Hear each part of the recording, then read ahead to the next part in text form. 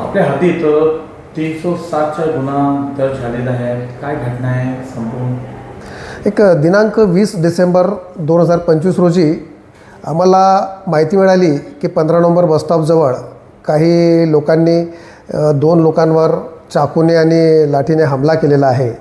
तर आमचे पोलीस तुरंत त्या ठिकाणी जाऊन जखमींचे जाब नोंदवले दवाखान्यात जाऊन, आणि त्यांच्या जबाबावरून काशीगाव पोलीस स्टेशनला गुन्हा क्रमांक 584/25 BNS कलम 109, 118, 115, 352, 351, 35 नुसार गुन्हा दाखल करण्यात आलेला आहे. तर त्या गुन्ह्यामध्ये जे आरोपी निष्पन्न झाले तर ते फिरोज आणि सोहेल हे ड्रग पेडलिंग करणारे जे आरोपी आहेत आणि त्यांचे इतर 2 साथीदार. तर यांना ते रिक्षात बसलेले जे फिर्यादी आणि जखमी यांच्यावर शंका गेली की हे आपला व्हिडिओ करत आहेत, आणि त्यांना शंका गेल्यामुळे त्यांनी अचानक त्या दोघांवर हमला केला.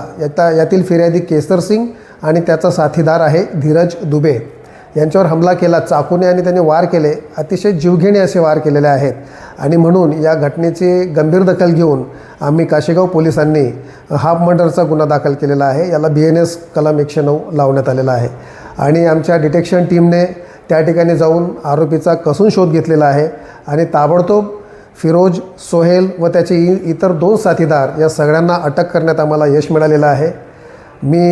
आपण आपल्या माध्यमातून आणि एक मी सांगू इच्छितो की सोहेल हा जो आरोपी आहे हा यापूर्वी खुनाचे प्रयत्न आणि खून यासारख्या गंभीर गुन्ह्यांमधून शिक्षा भोगून आलेला आरोपी आहे.